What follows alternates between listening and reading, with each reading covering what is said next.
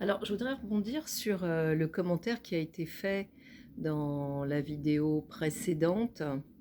Je crois que ça devait être la dernière vidéo. C'est un commentaire qui concerne les secrets de famille, justement. Voilà, c'était par rapport à la vidéo sur les secrets de famille. Il y a un commentaire qui m'a été laissé, je vous invite à le lire, hein. Il n'y a pas beaucoup de commentaires sur mes vidéos et il n'y a pas beaucoup de visites de gens qui regardent mes vidéos, mais ça me va bien, je veux pas trop je veux pas être trop visible dans ma vie, moi j'aime bien être cachée.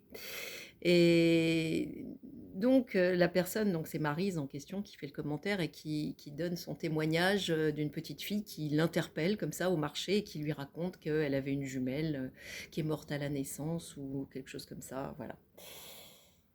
Et donc ça m'amène à, je me dis, bah, je vais parler des mémoires de jumeaux. Alors c'est intéressant ce cas, donc je vais rebondir sur ce cas précis, parce que là, on peut dire que la petite fille, c'est pas un secret pour elle. Les parents n'ont pas fait de secret par rapport à cette histoire d'un autre enfant qui était, voilà, qui a vécu peut-être 9 mois de gestation avec elle et qui est mort. Et pour autant, la petite fille, elle en parle. Elle en parle spontanément à quelqu'un qu'elle connaît pas nécessairement, peut-être qu'elle l'a jamais vu Maryse d'ailleurs sur le marché, et elle en parle directement. Ça veut dire qu'il y a une autre dimension, il y a autre chose. Ça suffit pas de dire. Voilà, faut aller plus loin, entre guillemets. Ça veut dire que la mémoire de jumeaux, elle est là. Voilà, c'est là que je vais parler de mémoire de jumeaux. Ça m'arrive de travailler sur des mémoires de jumeaux avec des gens qui ont des jumeaux, justement. Des jumeaux qui sont vivants, des jumeaux qui ont le même âge qu'eux, voilà. Et ils me disent, bah oui, je sais, j'ai un jumeau, j'ai une jumelle, oui, tout va bien. Enfin, je le sais, ah ouais. Mais ça va créer des liens, les mémoires de jumeaux. Et ce sont des liens sur des plans, on va dire, énergétiques, vibratoires, inconscients. Euh, Comme s'il y avait toujours un fil de communication entre les jumeaux. Alors c'est vrai quand les jumeaux sont en vie, tous les deux, hein, il y a eu beaucoup de documentaires de faits, d'expériences de faits et de recherches de faits sur les jumeaux, ils sont connectés et on sait qu'ils fonctionnent en télépathie. Il y a vraiment des situations très intéressantes sur les jumeaux. Et donc, c'est intéressant de travailler sur ce que je vais appeler une mémoire de jumeaux, même si le jumeau est vivant. Bon, c'est du jargon, hein, moi, ça rentre dans ce jargon mémoire de jumeaux. Alors, effectivement, là, on va dire que c'est de la mémoire vive. Mais c'est aussi de la mémoire inconsciente de l'histoire de la relation depuis la conception entre les deux jumeaux. Voilà. Et qu'est-ce que ça amène comme frein? Moi, je m'intéresse qu'aux freins et aux limites, hein. Les pouvoirs, j'y touche pas, au contraire, hein, on les booste, hein, on les minimise pas, hein, on les réduit pas.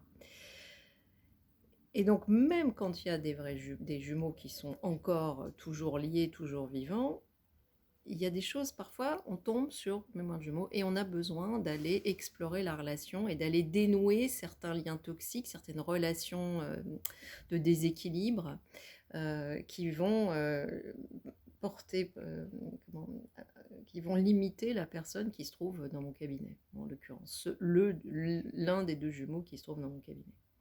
Concernant la petite fille là, qui parle de sa petite jumelle qui est morte à la naissance ou in utero, je me souviens plus. Là, on est sur une vraie mémoire de jumeaux parce que l'autre n'est plus là. Et celle qui continue de témoigner, d'en parler, elle a tellement besoin d'en parler que ça raconte quelque chose. Ça raconte que la mémoire, elle est encore super vive. Et que du coup, il y a toujours un lien de présence qui est là et qui occupe de la place. C'est comme si le jumeau qui n'est plus là, le jumeau qui était mort, occupait encore une place, et une place beaucoup trop importante aux dépens du vivant. C'est mon hypothèse, hein, c'est comme ça que je le comprends. En tout cas, ça fait sens pour moi quand je travaille sur une mémoire de jumeaux. Quand il y a un des jumeaux qui est mort à la naissance ou in utero, eh ben effectivement, on va devoir la plupart du temps travailler sur une mémoire de jumeaux parce que ça laisse des séquelles. Voilà. Alors les séquelles ne sont pas nécessairement handicapants, entre guillemets, hein, c'est simplement, parce que parfois c'est pas quelque chose de négatif en soi, c'est simplement une perte de libre arbitre et de liberté. Je peux fonctionner d'une certaine façon et pensant que je suis libre et que ce sont mes choix et mes décisions, mais ce sont des choix et des décisions qui sont nourris par une croyance inconsciente. On obéit à quelque chose, inconsciemment. Je vais donner un exemple, alors c'est pas un exemple d'une de mes séances à moi, c'est l'exemple d'une séance d'un de mes maîtres, Alfred Manuel pour ne pas le nommer, qui a été un de mes enseignants et maîtres, hein, que j'ai vraiment beaucoup apprécié, qui m'a beaucoup appris. Et il nous expliquait justement le cas qu'il a eu d'une petite fille qu'on lui amène, qui a des comportements étranges à l'école. Elle est à l'école primaire. Voilà, c'est une petite fille à l'école primaire. Et elle a des comportements très étranges. Parfois, elle est tout à fait, entre guillemets, bien. Tout va bien. Et puis, tout à coup, elle change complètement de personnalité. Et là, c'est comme si elle n'arrivait pas à parler, comme si elle ne comprenait plus rien, comme si c'était une autre personne et une personne handicapée. Elle a vu tout un tas de spécialistes, les parents sont allés voir tout un tas de gens, et puis jusqu'au jour où ils amènent l'enfant donc à Alfred, qui fait sa séance et qui tombe sur une mémoire de jumeaux avec...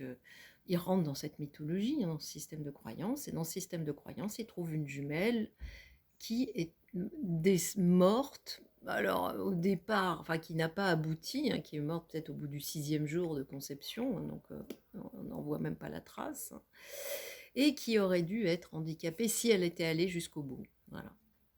Et donc il fait ce bazar, il explique ça à la mère comme il peut, je pense. Et puis il dit, bon bah voyons, regardez la suite. Et la suite, c'est que la petite, elle a complètement changé jusqu'au point que la directrice de l'école a demandé le contact d'Alfred Manuel, tellement elle n'en revenait pas. Elle se dit, mais qu'est-ce que c'est que ce truc, cette kinésiologie, qu'est-ce que c'est que ça, cette ontokinésiologie, parce qu'Alfred enseigne l'ontokinésiologie, donc que j'ai apprise avec lui. Et ça, typiquement, c'est une mémoire de jumeaux. Et là, c'est vraiment un cas très spécifique et très intéressant d'une complète transformation. Voilà. Donc parfois l'autre n'est plus là et pourtant le vivant continue de raconter quelque chose de l'histoire de l'autre qui n'a pas eu lieu ou qui aurait pu avoir lieu.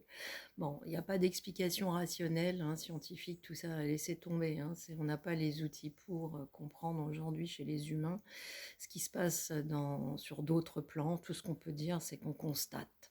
On constate qu'il y a des choses incroyables qui se produisent et qu'il y a des résultats parfois qui nous dépassent systématiquement. Moi, très souvent, je suis assez bluffée par les résultats qu'on obtient dans cette pratique de kinésiologie, de ce type de kinésiologie typiquement. Et ben non, j'ai pas d'explication en fait, hein, mais ça, j'ai pas les moyens j'ai pas les épaules pour ça, j'ai pas les compétences. Moi, ce qui m'intéresse, moi je suis quelqu'un de pragmatique, hein, je bosse sur le concret et l'idée c'est d'avoir des résultats si possible, si la personne peut atteindre ces résultats. Voilà.